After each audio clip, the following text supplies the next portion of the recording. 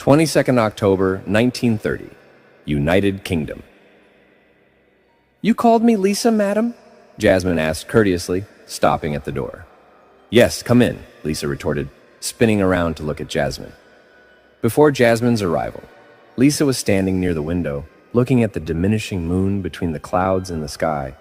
Her stunning black hair was let down, which was blowing in the cold breeze due to an unbolted window when Jasmine's voice broke her attentiveness. After attaining Lisa's approval, Jasmine entered the chamber and stood graciously waiting for the next order from her lady. "Come sit here, Jasmine." Lisa beckoned her to the two single sofas in front of the fireplace. Jasmine nodded and went to be seated on one of them. Lisa, dressed in a white nightgown, also took a seat and cross-legged her lean porcelain legs in front of her. Instead of saying anything, she observed Jasmine raptly. Jasmine was a gorgeous 26-year-old girl who wore the red emblematic skirt of personnel in that era, and her brown hair was tied back in the form of a hair bow. The orange reflection of the fireplace made the impression of Jasmine more alluring. The similar auburn reflection was also deteriorating on Lisa's stunning face. No one could voice out or even think that she was a 35-year-old connubial woman and a mother of one child. She still appeared to be in her 20s. "I hope you are not having any problem over here?" Lisa finally broke the stillness in her firm voice. "No, madam." She shook her head like an obedient servant she was. Lisa slightly smirked at her nervousness. "Are you sure?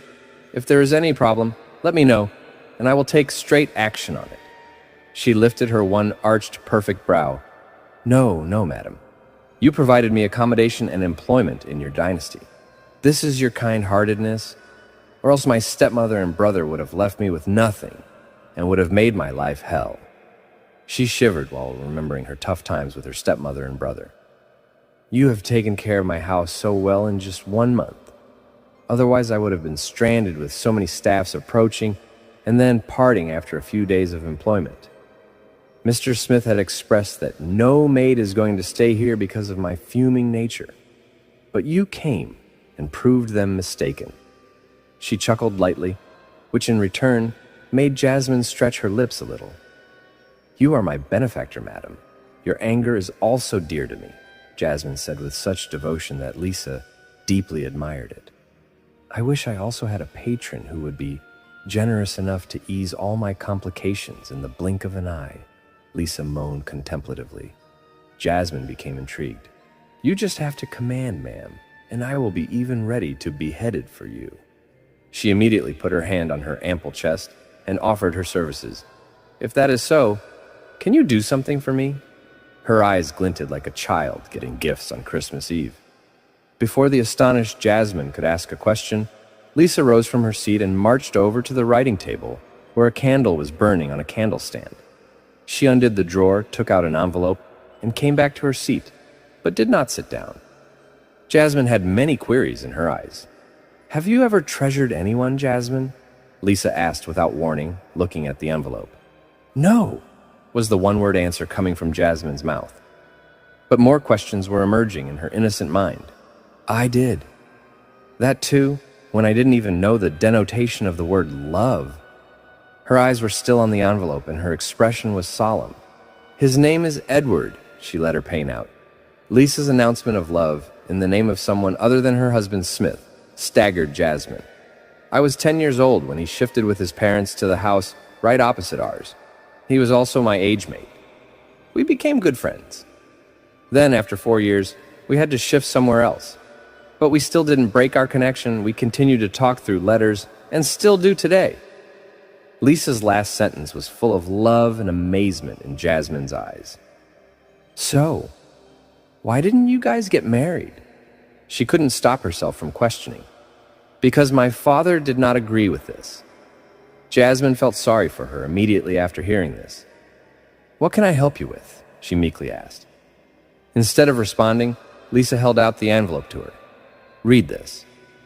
The order was very bizarre, but it was an obligation to carry it out, so she held the envelope and opened it. A letter found inside was written in beautiful handwriting. As she read the letter, the color of disbelief and apprehension amplified on her face, as if something unanticipated had occurred. "Oh my God." After reading the whole letter, a surprising gasp came out of Jasmine's lips, and she looked up at Lisa. Yes, Edward is only a visitor in this world for a few days. Lisa looked miserable when her eyes met with Jasmine. The pain was pouring out from his words, the pain of losing his beloved without getting it. Edward's got a fatal illness that is swallowing him. He wants to spend his last days with me. His desire for me, a vocation for me, and I'm in such a chain of rituals. That can't go back to her lover and give him a few evenings of her own. While crying with anger, Lisa swatted her hand and dropped the candle stand on the table, which not only smothered the candles, but also wounded Lisa's hand. Ma'am, please. Jasmine quickly came over, grabbed her, settled her down on the sofa, and then sat beside her knees. Seeing the blood coming from Lisa's hand, Jasmine instantly took out her white handkerchief from her gown pocket and placed it on her palm to halt the blood. This handkerchief was very beloved to her, as the last sign of her father. So after making sure the blood was stopped, she put the handkerchief back. Please, ma'am, take care of yourself. She patted Lisa's back in a small attempt to ease her. Lisa was howling with hiccups while hiding her face in one hand, and Jasmine's heart started to fill up at the same time. Jasmine was fuming at this cruel world, which always positions as a wall between two lovers. Would you do me a courtesy, Jasmine? Suddenly, Lisa elevated her head and requested Jasmine with a shine of hope in her swollen red eyes. Her beautiful face turned pink from crying. You just have to order, madam. Can you be Lisa for a few days and spend 7 nights with my Edward? Lisa's next question knocks her like lightning. Me? She was dumbfounded. Yes, you. It wouldn't be possible for me to stay away from home for so long, Mr. Smith would doubt it. But no one would pay so much attention to your non-attendance. But now Jasmine's sanities were beginning to flop. But how can I? I mean, they'll know I'm not Lisa. She barely controlled her disbelief. Don't worry, he won't recognize you. We've never seen each other since we were young. We've only communicated through letters, Lisa said while Jasmine was lost in thought. It's only a matter of 7 days, my dear. Because of you, someone's last wish will be fulfilled, and he will be able to say goodbye to the world with peace of mind. Lisa moderately held her chin. What was not in Liza's tone? Love, longing, begging, appeal, anticipation. In front of which, Jasmine eventually became helpless. Now, 23rd October, 1930.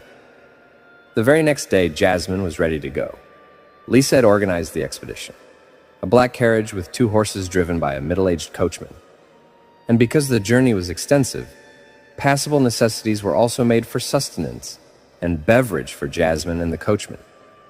Jasmine, wearing a red long coat and black boots, approached the carriage, where a retainer was already standing to open the door for her. As she got into it, the servant closed the door softly. Staring out the window, Jasmine saw up to find Lisa standing at the top floor window of the mansion, watching at her. Lisa put her hand on her chest with an appreciative smile as her eyes met, as if thanking her. In response, Jasmine also grinned and bowed slowly. Coachman took the reins of the horses and motioned them to move. They leaped into motion, and the boar dashed out of the grand gate of the beautiful manor, which Lisa scrutinized until it was out of sight. 24th October, 1930. After a long journey, Jasmine finally reached her endpoint. Before that, she was leaning back in the seat, her eyes were closed, and was semi-reclined when the carriage stopped moving. She straightened up, removed the curtain of the window, and watched out when she saw someone standing very close to her. We have reached the destination, ma'am. It was Coachman, whom she was suddenly startled to see. After regaining her breath, she came out while shaking her head and was frightened to see the giant castle in front of her. In the orange light of the falling evening, this towering gray castle was both attractive and mysterious at the same time. She recovered awareness at the sound of horses. When she tilted her neck, She saw the horses running and turning their backs away from Jasmine, while her bag was already there on the ground. She was a little disappointed at the coachman's selfish act, but on the other, I thought passed in her mind that, what's the point of him staying over here? After shaking her head deliberately, Jasmine grabbed the bag by the belt and stepped inside the cab. Her loose brown hair was suddenly blown by a gust of wind and then fell back into place. She stopped and looked across the bridge, but after finding nothing tangible, she resumed her walking. The inner gate of the castle was also open. Standing in the middle of it, she was enchanted once again. The ceiling was so high and many luxurious chandeliers were hanging from it, that the sight looked unimaginable. The rays of the sun were reflected on the shuttered glass of the tall windows above and below. Jasmine had never seen a castle so big, so magnificent, yet so silent. Her trance was eventually broken by the beautiful melody of the piano keys, hitting and emerging from somewhere inside. She left the bag there and followed the beautiful tune herself. As she moved forward, the sound of the piano was getting closer. She stopped in front of an open, luxurious room. A man was sitting in the middle of the room, playing a grand black piano with his back to Jasmine.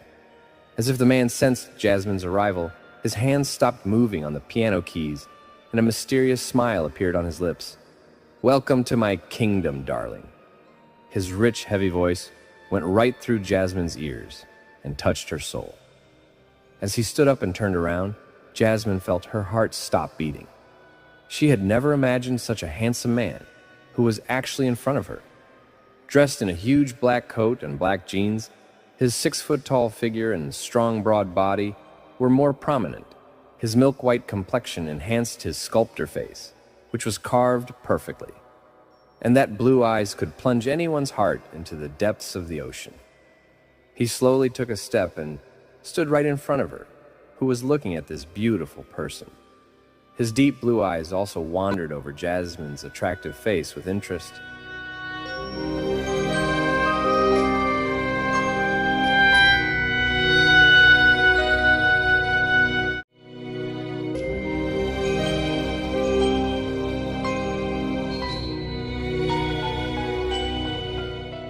A man was sitting in the middle of the room, playing a grand black piano with his back to Jasmine. As if the man sensed Jasmine's arrival, his hands stopped moving on the piano keys, and a mysterious smile appeared on his lips. "Welcome to my kingdom, darling." His rich, heavy voice went right through Jasmine's ears and touched her soul. As he stood up and turned around, Jasmine felt her heart stop beating. She had never imagined such a handsome man, who was actually in front of her. Dressed in a huge black coat and black jeans, his 6-foot-tall figure and strong, broad body were more prominent.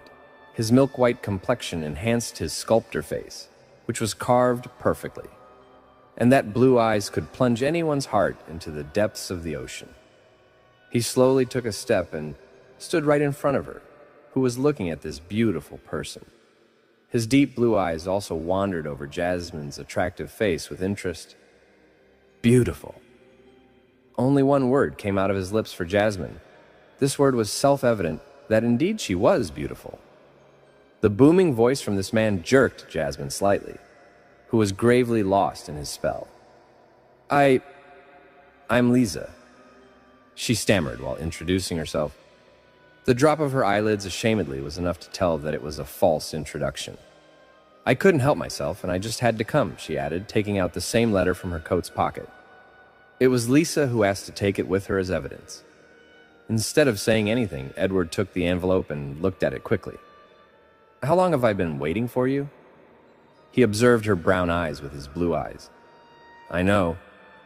But you also know everything about me, don't you?" she said slowly and pointed to her married life.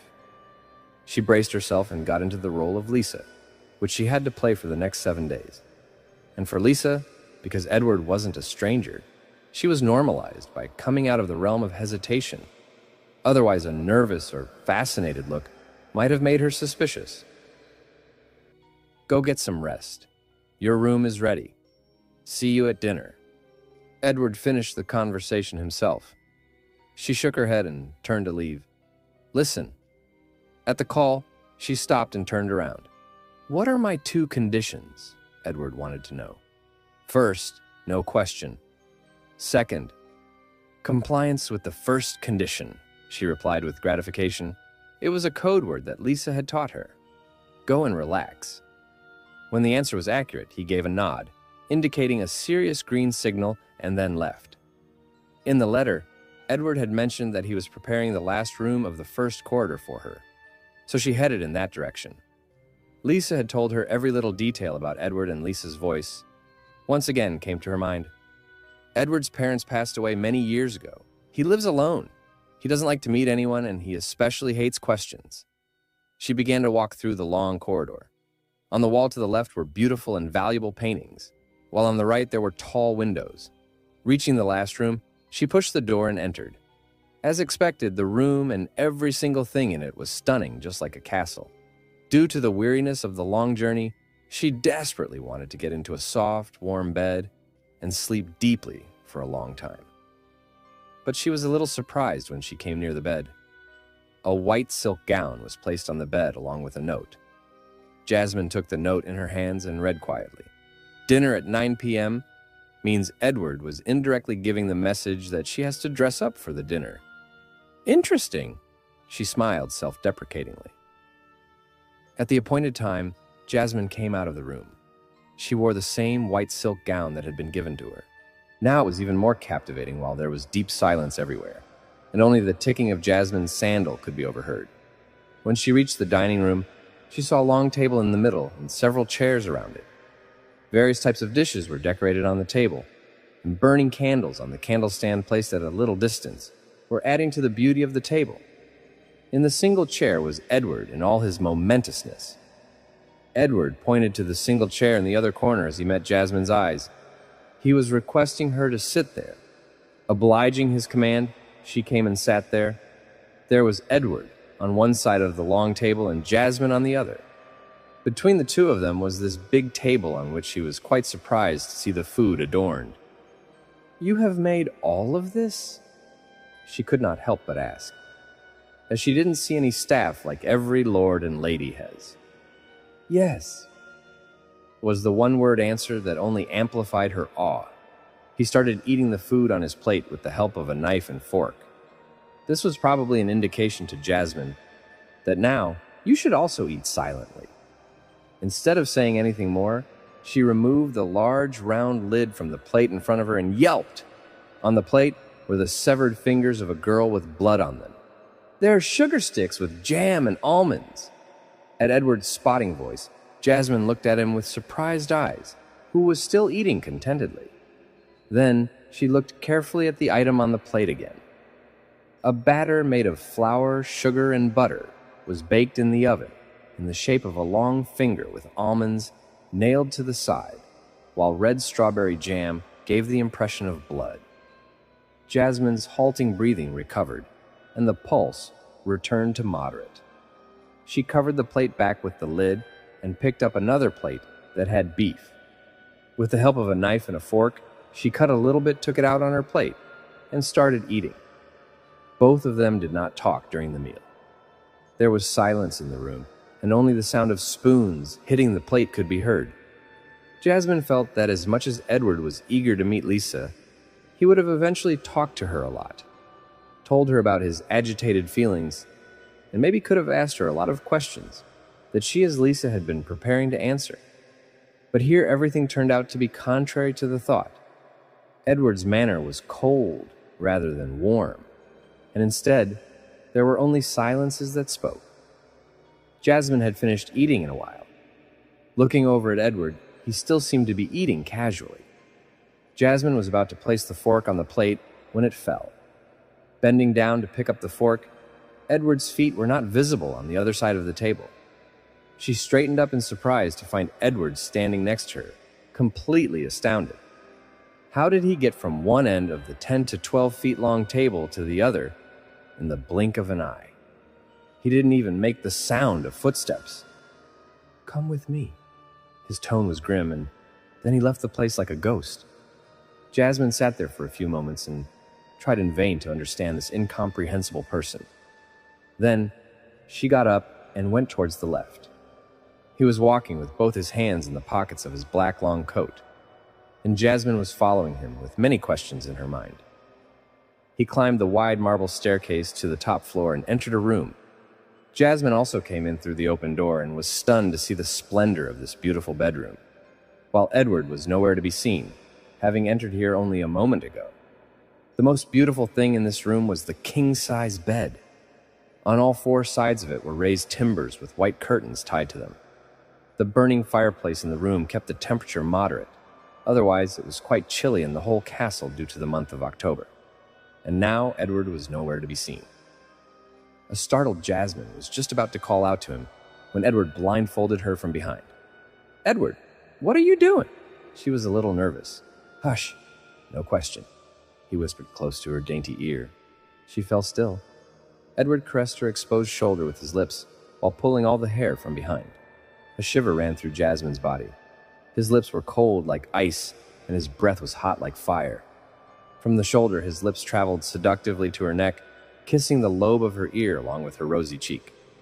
He repeated the same process of kissing over face to neck, making Jasmine aroused. She rested her head on Edward's shoulder, surrendering herself completely to him. Edward turned her around with a jerk and wrapped his arms around her waist. Gently holding the hair in his fist, he raised her head and began to run his lips over her delicate lips. She felt the touch on her soft lips, but it was too short. Edward quickly removed his lips from her, as if he was teasing her. She wanted to have that touch again, but before she could protest to him, Edward introduced her to a new feeling, one that was even more beautiful.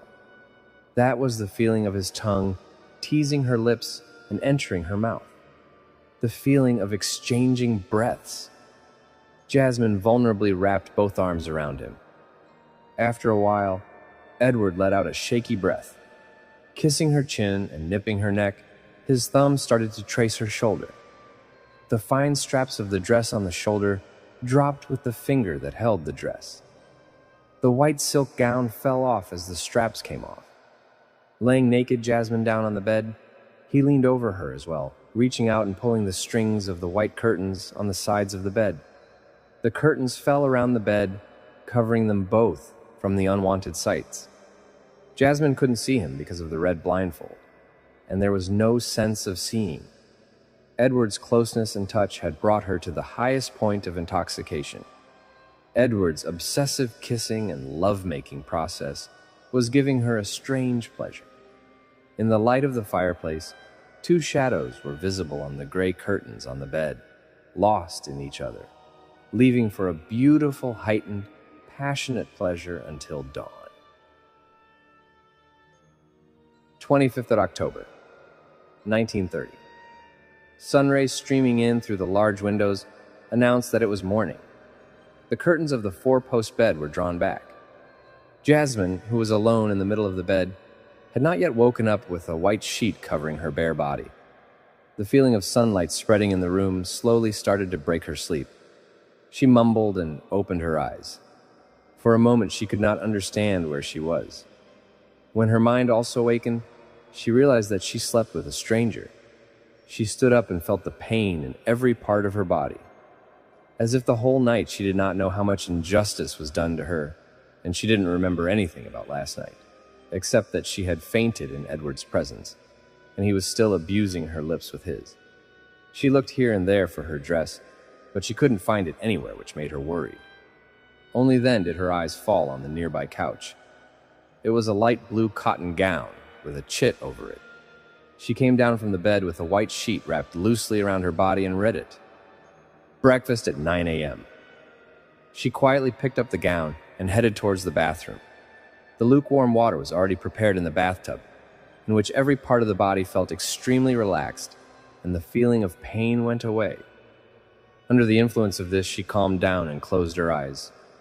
Just then, an ugly hand came out of the foamy water and slowly started caressing her leg. Jasmine immediately opened her eyes and straightened her head. The weird sensation, along with her hands, was gone. She began to wonder what she had just felt. Or was she just delusional? After freshening up in a light blue cotton gown, she walked straight into the living room, where sunlight streamed in through the tall windows. This was probably where Edward was waiting for her while sitting in his reserved single chair. "Good morning," Jasmine chirped shyly. Edward looked at her and instead of answering, pointed to the chair on the other side. "I have to sit with you." Ignoring the order, she pulled the chair next to him and sat down. Edward stared at her with his deep blue eyes for a few moments, then turned to his breakfast. As usual, breakfast was also well arranged. "Are you angry with me, Edward?" Jasmine whispered while sensing his gloomy mode. "No," was the one-word reply in a grim tone. "Then why are you not talking to me properly?" she asked. He then looked at her. "You've been so strained with me since I came here, even though I thought we'd talk a lot. Is there any problem?" she said gently, placing her delicate hand on Edward's strong hand. He looked at her as if he had not expected this action at all. Ever since Jasmine found out about Edward's illness through Lisa, she thought that now that she was coming to him as Lisa, she would do her best to remove the sadness and despair from his life. It will make the last days of his life so beautiful that he leaves the world happily. But he wasn't even talking to her, which made Jasmine realize that she might have to work hard to break his emotions. Edward removed her hand from under his and walked away, leaving the breakfast as it was.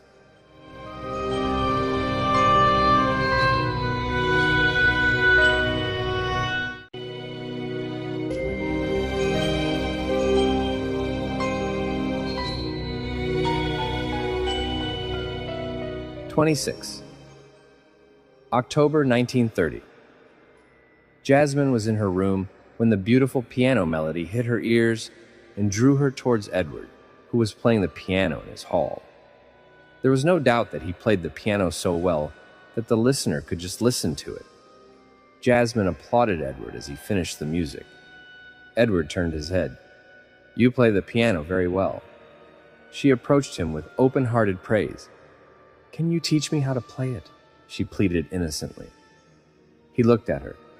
Instead of answering, he got up from the seat, grabbed Jasmine, and placed her in front of the piano. It means he was willing to teach her. While standing behind Jasmine, holding her finger and playing some piano keys, she got the tune. Jasmine loved it. Then Edward removed his hand from hers, silently indicating to go ahead and try her herself. Understanding this silent command, Jasmine pressed the keys again in the same way and the same tune played.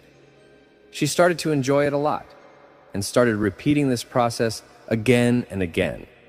While standing nearby, Edward looked at her with soft eyes. Edward brushed the hair from her neck and kissed her nape. She didn't say anything. He kept smouching her neck and shoulder profusely, and she closed her eyes with delight and played the piano. Then Edward took her by the waist and sat her down on the piano, and then they locked their lips together while quenching their thirst. Jasmine was so drunk that she couldn't even notice that the piano was still playing by itself. 27th October, 1930. After breakfast, Edward went gone and was seen nowhere. Jasmine tried hard to find him but got tired at the end and gave up and began to examine the castle in detail. While wandering like this, she came to a room that was giving the impression of a study room. Examining the shelf, she picked up a book. She was very fond of literature. Literature of philosophy was a balm to her bruised and lonely soul, which taught her how to live and love in the right direction. She was busy reading the book while standing, when suddenly someone grabbed her from behind. The book fell from her hand in a panic. It was Edward, who was kissing her face and neck badly. "Edward, what are you doing? Leave me." She wasn't ready for this attack and panicked while trying to free herself from his aggressive behavior. Edward jerked her around and pushed her against the wall, grabbing both of her hands like a mania. Once again, he started kissing her like a hungry beast, which felt like a scraping for Jasmine. A strange growl was heard from his mouth. He was not normal. It looked like he had a severe seizure. He similarly tore off both of Jasmine's sleeves and passionately kissed and bit in her arms, which were flailing to escape from his clutches. Tears started flowing from her innocent eyes. "Edward!" She screamed at the top of her throat with all her might. He stopped and backed away. Edward's face looked like he woke up from sleep and trying to comprehend what just happened. Jasmine pushed him away and ran out of the room crying, and he stood motionless in his place. Jasmine had been locked in the room since morning, and now it was night. Edward had knocked on the door several times and returned disappointed, but she didn't miss a beat. She was lying on her crotch on the bed in the same tattered gown when she felt a growl and straightened up. It was Edward coming this way. "How did you get in?" She stood up in surprise. Instead of answering, he came closer. "I don't want to talk to you. Get out of here." Jasmine angrily pointed towards the door.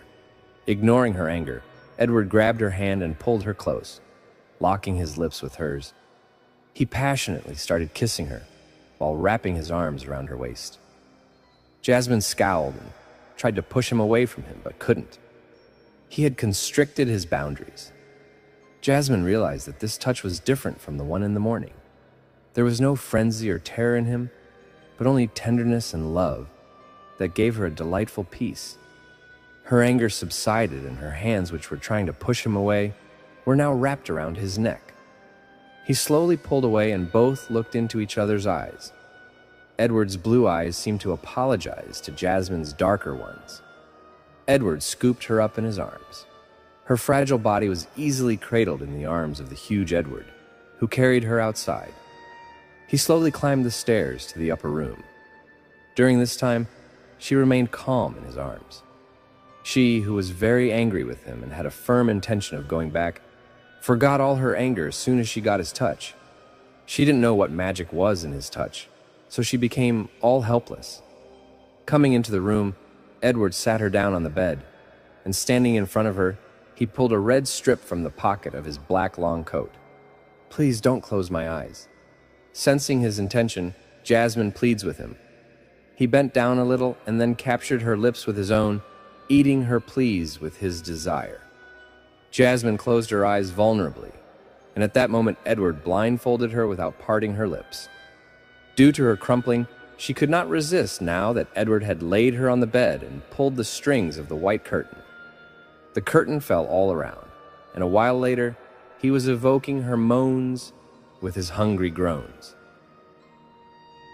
To 28th October, 1930. Then a new morning descended on the earth and came in through the windows. Jasmine, who was sleeping alone on the bed wrapped in a white sheet, slowly woke up. Even today, her body was aching severely. Edward was still not in the room today and had arranged her light pink cotton gown on the couch with a sticky note, as always. She came to the couch with a white sheet wrapped around her, picked up the note, and started reading. Breakfast at 9 a.m. was the same monotone message. Strange, man. Only one word came from Jasmine's mind while reading this. Taking the gown, she went to bathe, and after getting fresh, she came down before 9 o'clock, contrary to Edward's order. As expected, there was no Edward in the dining room and no food or drink on the table. Then she came to the kitchen curiously. There was a sound as if it had not been used for a long time. "Told you to come down at 9. She turned around at Edward's blotchy voice. He mounted with a solemn expression, while dressed in the same black long coat and black jeans. She had been seeing Edward in the same attire since she had arrived. "I couldn't wait till that. I have to talk to you.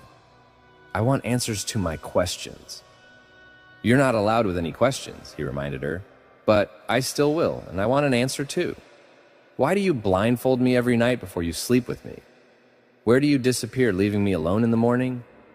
Why do you sometimes behave like an animal? Why don't you talk to me properly? Why don't you laugh? Why do you stay tight? After all, what is the problem with you?"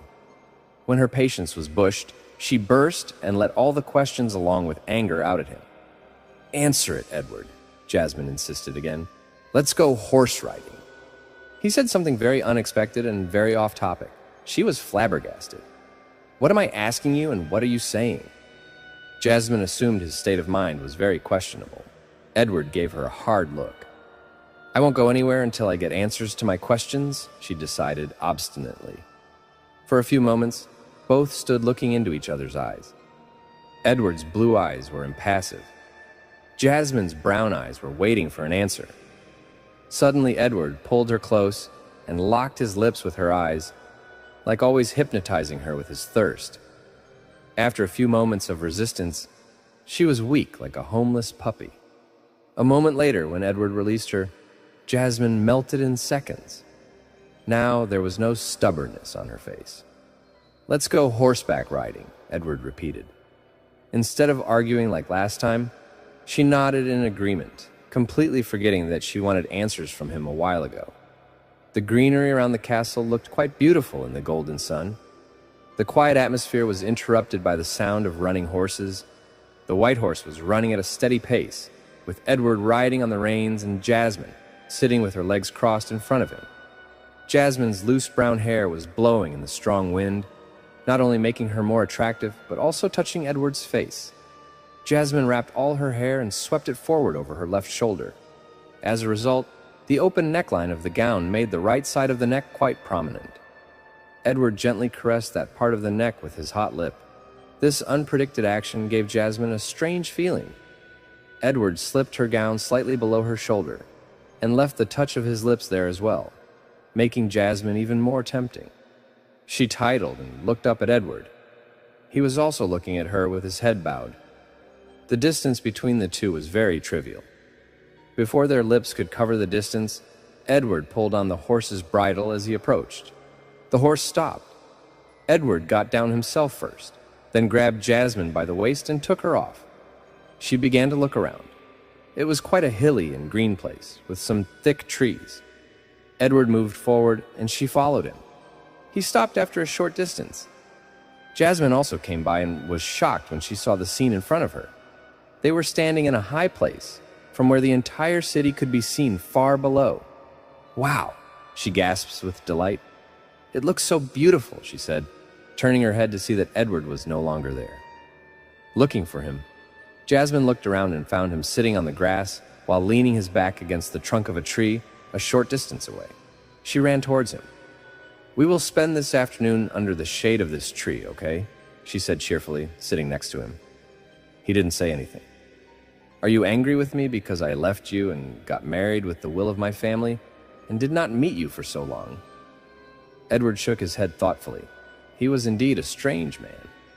"Then why aren't you talking to me properly?" She asked the same question that was still unanswered. "Because our company is very short, you're only a guest here for a few days, and you should not be deeply involved with me," he said in his intoxicated voice. Jasmine couldn't reply immediately and silently stared at his cleared face, which was devoid of any emotion. Jasmine had promised herself that even if she was a fake Lisa, she would gradually take away his sadness with her care and love. It was in an attempt to fulfill this promise that it happened. "Look, Edward, I know life isn't easy, we don't get what we want every time, but maybe that's the beauty of life. I heard somewhere that if you get everything in life, who will you wish for? Some unfulfilled desires make life exciting. What we could not find in the past, and what will be found in the future, and what will not be found. We should not be saddened by these concerns. Leave the worries of the past and the worries of the future, and just live today. Life will automatically seem beautiful and easy." Her manner of explaining life to Edward was so simple, so natural, that Edward didn't even bother to blink and just stared at her. She further proceeded with her wisdom. "Yes, I agree with you that I'm a guest here for a few days, then I will leave.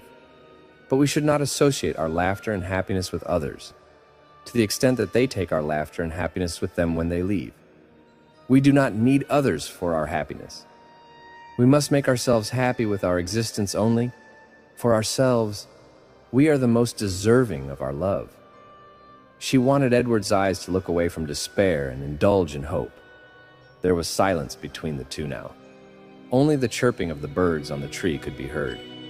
Edward held out his hand as if asking for hers to hold his. Jasmine reluctantly put her soft hand into his strong one. Edward pulled her close, and she fell straight on his chest, meaning he wanted to lay it on his chest. Instead of resisting, Jasmine rested her head on his chest and calmed herself down. Both of them spent this entire afternoon in the shade of the same tree. 29th of October, 1930, Jasmine was lying on the bed reading a book, when suddenly a pained male scream was heard, scaring and alerting her at the same time. She ran to Edward's room, where the door was sealed. "Edward, are you okay?" she called, panicky, knocking. But instead of getting any answer, a rumble and a roar were coming from inside. "Edward, open the door!" She began to fear that Edward might have taken a turn for the inferior. Suddenly, the door opened, and she was stunned to see Edward. His blue eyes were glowing red, his hair was tousled, and his face looked strangely horrified. "Edward!" She trembled for a moment. He directly grabbed Jasmine, pulled her to him, and started kissing like a mad, deranged, inhuman entity.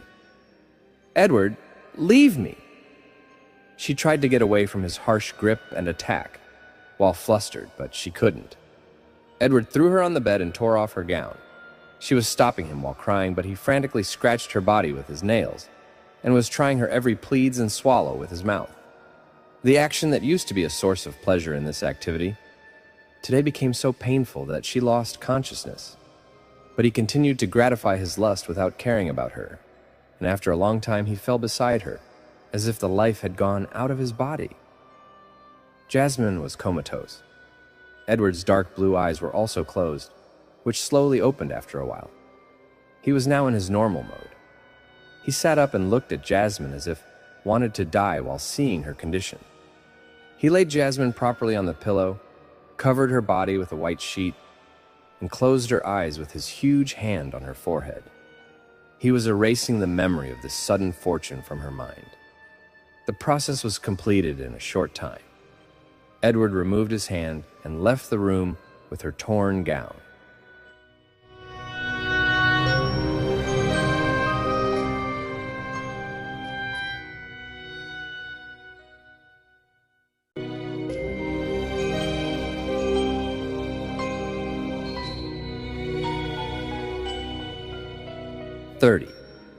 October 1930.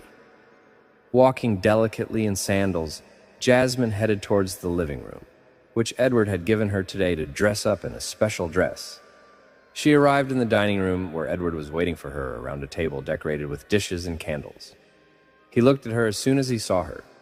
Jasmine wore a red silk gown with a side-high slit.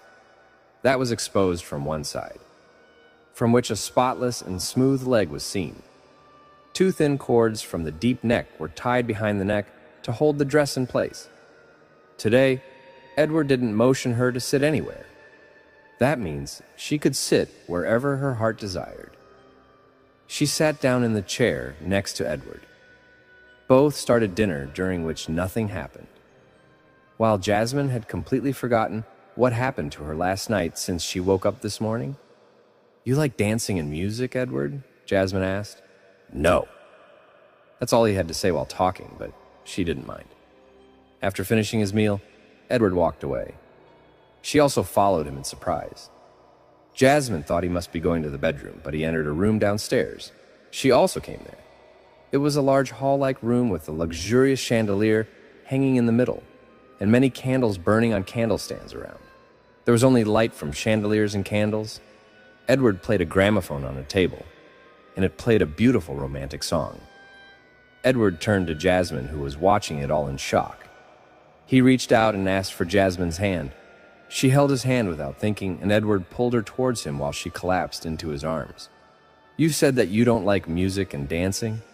Jasmine looked up into his eyes with curiosity. "But I like you." The incoherent reply that came close to the ear tickled Jasmine's soul. Edward had both hands wrapped around her waist. Jasmine wrapped both arms around his neck, and both were slowly swaying to the soft, quixotic song. More than the song, this intimacy was mystifying both of them.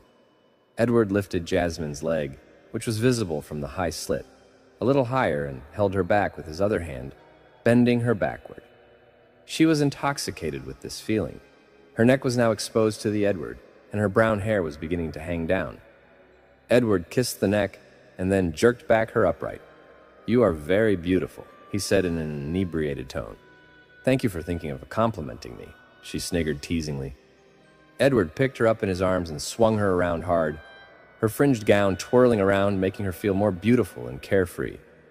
Edward stopped in one place, but she was still in his arms as he left the room. His motive was the same, hooking up with her in the upstairs bedroom. Edward placed her on the bed, straightened his spine, and took out a red strip from his coat pocket. "Not today, Edward." She quickly denied it and stood up. "It's important." His tone was grave. "Why is it necessary?" came the ambiguous question again from Jasmine.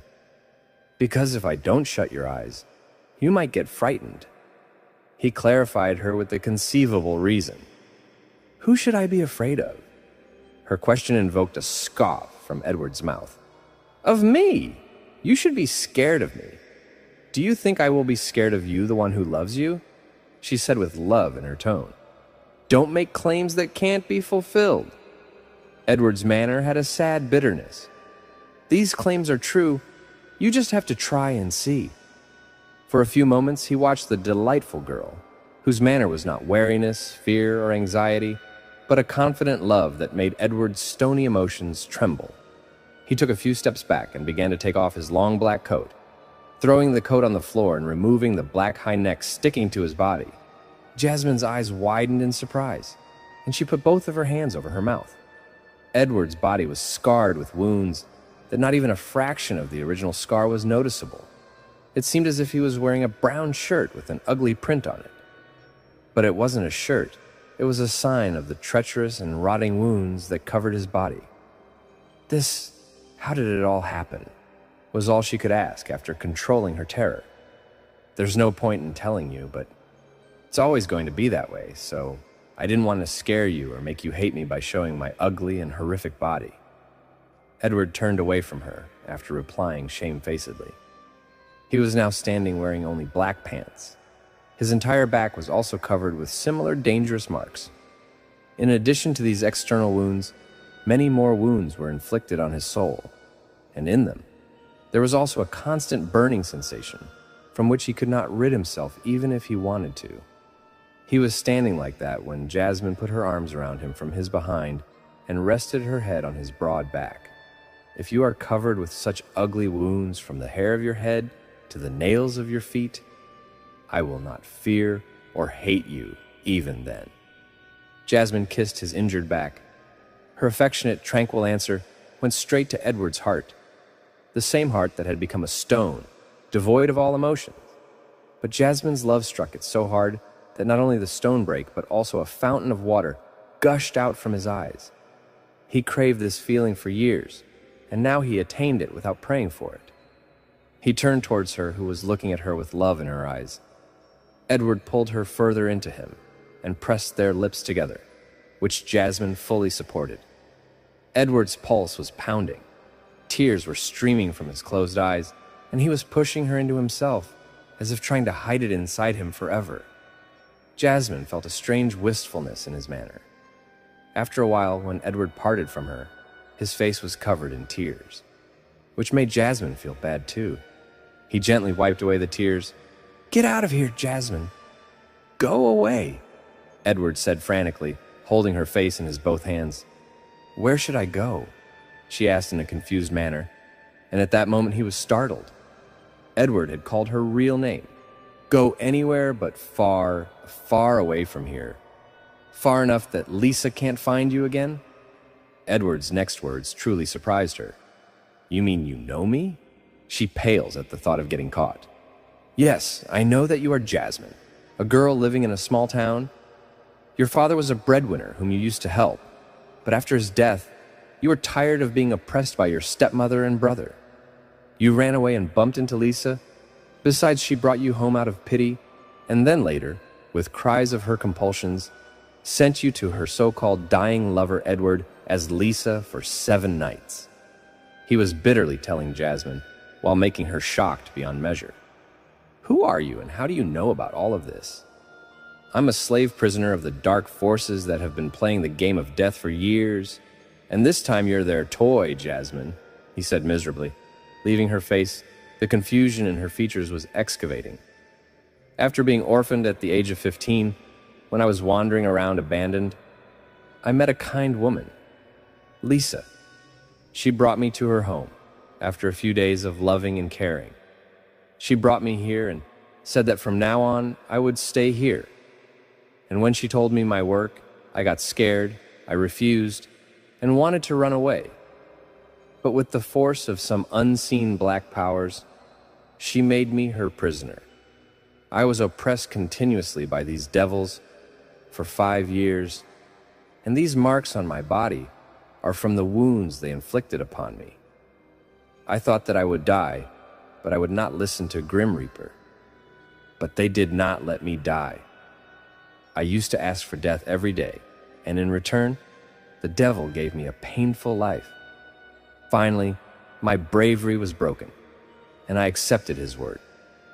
And from that day till today, this bloody game is going on here. He slowly revealed the unseen truth in front of Jasmine. What kind of bloody game? Lisa has made a deal with the devil to make her stay young and beautiful forever. Every year, a young girl's body is exchanged with her youthful glow. She finds an innocent, helpless girl, gets their information, and meets them by chance, plays a savior, and becomes their benefactor first, and then sends them here on October 24th. Just like he sent you, that devil first comes into my body for 6 nights and fulfills his lust with these girls, and then at noon on the 7th night, it kills them on Halloween. He revealed a heartbreaking truth. Jasmine felt as if there was a sudden storm in the still sea. But you were different from everyone else. Instead of being afraid of me and running away, you kept trying to comfort me, and you obeyed everything I said, as if I were your beloved one. That's why I don't keep you under my spell all the time. It was because I started liking your company. I had become numb while living amid these devils. But with you, all my feelings have started to wake up again. I wanted to spend a life, which is not possible, but thinking about your life. It's still possible to be protected from evil. So get out of here. I can't see you getting sacrificed for that selfish bitch. His expression was both affectionate and gloomy. And if I say that I too have fallen in love with you in these few days, I also want to live with you, then what? She came towards him, overcome with emotion. Then it won't be possible. Saying dejectedly, he couldn't even celebrate the fact that his beloved loved him too. Why is it not possible? We both can go far away from here together. She offered a solution enthusiastically. He swayed his head in anger. This cannot be. I am bound by an invisible chain. My limits stop at the place where we spent an afternoon in the shade of a tree. I cannot go beyond that. If I do, this devil will return to me and it'll drag you. But you can go. Halloween starts at 12 tonight. That's why I'm saying get out of here, Edward begged, holding her face with both of his strong, veiny hands. No, I will not leave you alone in this hell. She shook her head lividly. If you stay in this hell, you'll kill yourself, Edward reminded her sternly. I don't care. She was adamant about staying with him, even though her life was at risk. But I care. For the first time in my life, I've fallen in love with someone, and it's you. I can't see my love in trouble. His loving expression was full of pain. Why do you expect me to do this, when you can't see your love in trouble? She also held Edward's face with both of her palms. He was surprised to see that the fear of losing him started hovering over Jasmine's head. We'll find a way out of here, Jasmine was optimistic in this tense situation. Which way will we find? All roads are shut here, Edward said miserably, leaving her face. She too got lost in thought. The hand of the big watch was moving slowly towards 12, which was increasing Edward's anxiety. Can't we exchange something else in this oath? Jasmine suddenly asked. On the 7th night, that devil does not come into my body and go near the girl. But that night I have to cut the girl's hand and collect her blood in a white cloth, and at noon, take that cloth to the middle of a certain room. That is kept by them giving a green signal. After a few moments, that cloth disappears from there, and all the blood starts draining from the girl's body automatically. The last drop of blood is squeezed from the body, after which the girl turns white, and dies. Edward solemnly explained the details of the sympathetic progression, which she listened to carefully. "What if we put the blood of an animal on this cloth?" Jasmine told him without thinking. "He'll recognize that it's not the girl's blood and we've tricked him, and then he'll get angry and do something really wicked." Edward's reply closed all the doors of hope. Jasmine pursed her lips and fell into the thought. Edward looked at the clock. It was only 10 minutes left for tea midnight. "Time is running out, Jasmine. Get out of here quickly." Edward nervously grabbed her by the arm and led her to the door. "I will not leave you like this." She stopped and freed her hand. "You have to go. If I don't give him the blood after Halloween starts, he will come to take your life himself on Lisa's orders. And I won't let that happen," Edward insisted as he held her by the arms. "Jasmine, get out of here." Now his expression was pleading. "What if we give that demon Lisa's blood?"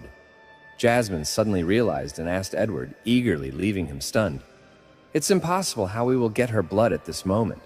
What will happen if you give it?" She repeated her question, interrupting the conversation. "So maybe this whole bloody game will end eventually, because Lisa is the one who called this devil and made this deal with him. If she doesn't stay, no more girls will be victims of him, and this devil will also return to where he belongs. Hell." When Edward gave a possible answer, the spark of hope in Jasmine's heart lit up even more. "But where is Lisa's blood here?" Edward questioned. "In my bag, at the last sign of my papa."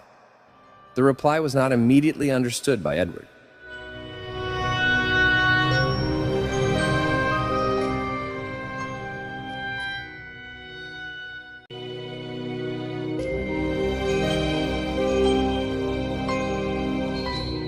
"What if we give that demon Lisa's blood?" Jasmine suddenly realized and asked Edward, eagerly, leaving him stunned. "It's impossible how we will get her blood at this moment. What will happen if you give it?" She repeated her question, interrupting the conversation. "So maybe this whole bloody game will end eventually, because Lisa is the one who called this devil and made this deal with him. If she doesn't stay, no more girls will be victims of him, and this devil will also return to where he belongs. Hell." When Edward gave a possible answer, the spark of hope in Jasmine's heart lit up even more. "But where is Lisa's blood here?" Edward questioned. "In my bag, at the last sign of my papa." The reply was not immediately understood by Edward.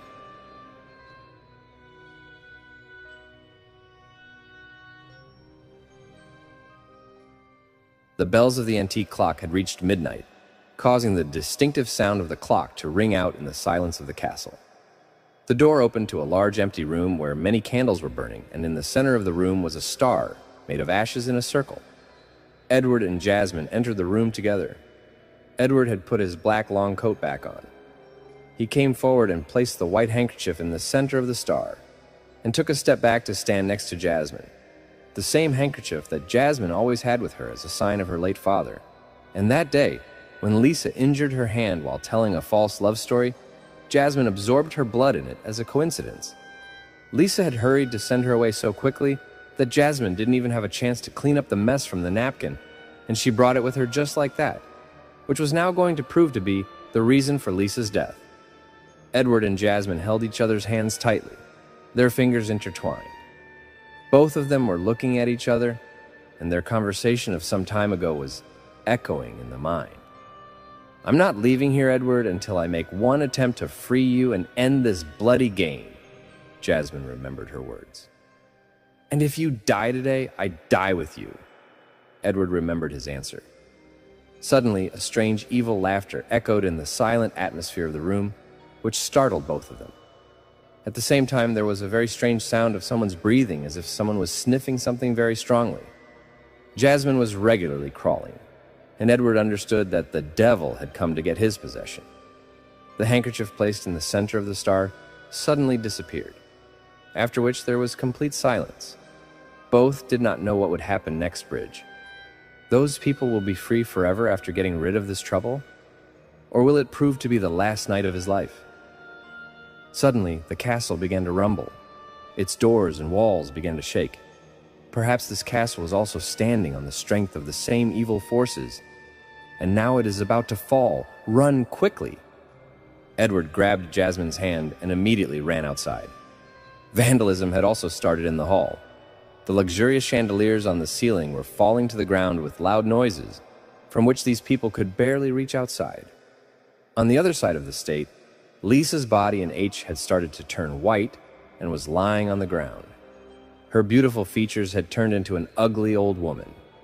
She became a victim of the same women she destroyed every year on Halloween Eve in exchange for her beauty. Edward and Jasmine had come a long way out of the castle, slightly injured. In front of their eyes, the magnificent castle collapsed to the ground, and now it was just a pile of wreckage with a lot of dust flying around. "We did it." Both looked at each other happily. "Edward, your eyes and complexion—" Jasmine was surprised. "What happened?" He did not understand. "Your eyes turned from blue to black, and your complexion turned from snowy to tan." When Jasmine noticed, she also looked at his hands involuntarily. "The magic chain that held me here has been broken, and the extraordinary powers that I received as a weapon are gone. Now I am not a slave to a demon, but free as a normal human, perhaps," he concluded. "You're free," Jasmine confirmed happily, cupping his face in both hands. "And it's only because of you." Edward pulled her closer to him. "Not because of us, because of our love, courage, thoughtfulness, and effort," Jasmine corrected with a smile. In response, Edward kissed her lips and took her fully into him, which was the promise of a new happy life for her. A year later, October 31st, the year 1931. As soon as the Halloween season came, people in this small town started preparations according to their ability when it was getting night and the people walking around was very colorful. Dressed in a white floral gown with a red apron over it, working in the kitchen, Jasmine was very busy today as her bakery was thronged with people on normal days. But on festive occasions, the number doubled. Here, everyone loved her handmade things, which were praised by everyone. And Jasmine used to smile and give all the credit to her late father, thanks to whom she got this skill. After putting the things in the oven to bake, she went to the counter and started preparing other things. Then, someone came from behind and put his hands on her eyes. "Don't worry, Edward. There's still a lot of work to do," she said reassuringly. "Then when should I bother you?" The wicked question was asked while removing his hand from her face. He rested his chin on her shoulder. "After getting help with the work," she answered, turning towards him. The distance in between was still negligible. "What should I help?" Then came the query. "Taste it and tell me how it's made." Jasmine held a spoon and fed him the chocolate dessert. "You make it and you don't make it good. Has it ever happened?" At the same time, he raised his hand to clean the chocolate on his lips, which was stopped by Jasmine. "I'll help clean up," she said, moving closer and capturing his lips with hers. A very pleasurable feeling for Edward. Living like a normal human being, now there was no fear or confusion in his life, only love. Not obsessive love that hurts. Soothing, soft, and charming love. "Is that chocolate again?" Edward asked meaningfully as he pulled away. "Yes, what to do?" She was confused. "To eat again," came the expected reply. "It's not good to eat something so sweet," Jasmine denied with a deepening smile. Before he could say anything, there was a knock on the door. "It's probably the kids," Jasmine concluded. Edward went to open the door. "Trick and treat?" said the 4 little children dressed in scary costumes. "What would you like a treat?" Edward asked obediently. "Cupcakes, chocolate, and a story," came the monotonous reply. "Present." Just then, Jasmine also came here with some boxes in her hand and moved them towards them. "And the story?" asked a girl. Once upon a time, there was a princess in a big castle who was imprisoned by a dangerous demon. On a few wooden steps down from the porch of her small wooden house, Jasmine was sitting with the 4 children telling them a story, and they were listening intently. The house also kept some scary-looking pumpkins with candles burning inside for Halloween. Then one day a prince comes there and, after fighting the devil, frees the princess and takes her to his palace, and then both of them start living happily. It was a good story, wasn't it? Ask for feedback. No, it was just an old story. Then Edward sat next to her. Why is the princess imprisoned in every story? And why is the prince the hero who comes to save her? A princess can also be a hero, he added. Yes, Uncle Edward is right. Why can't a princess be brave in a story? The little girl also enthusiastically agreed. I don't even know the answer to that, but I have a story about a brave princess. Will you hear it out? Edward offered. Absolutely, came the unanimous reply. So listen, it is mentioned once that a prince got trapped in a big castle and remained trapped for many years, after which he also became very bad. He forgot that he used to be an innocent person. Then one day a cute but brave princess comes to this castle who's not afraid of him at all, but tries to fix him and reminds him that he is imprisoned here. He's also very bad. He realizes that he is not as good as he has become, but he can't get out of the castle because a demon is holding him. Only then does the genius princess free him from prison by using a trick. They come to a small town and get married and live happily together. Edward turned his heartwarming story into a light-hearted story, which Jasmine listened to with interest, along with the children. Wow, this story was good. I will grow up to be brave like this princess. The girl liked it very much. Come on, children. Get the candies. Just then a woman addressed everyone loudly, and the children ran towards her. It was a good story. Jasmine smiled and started to get up. Yes, but I forgot to mention one thing in the story.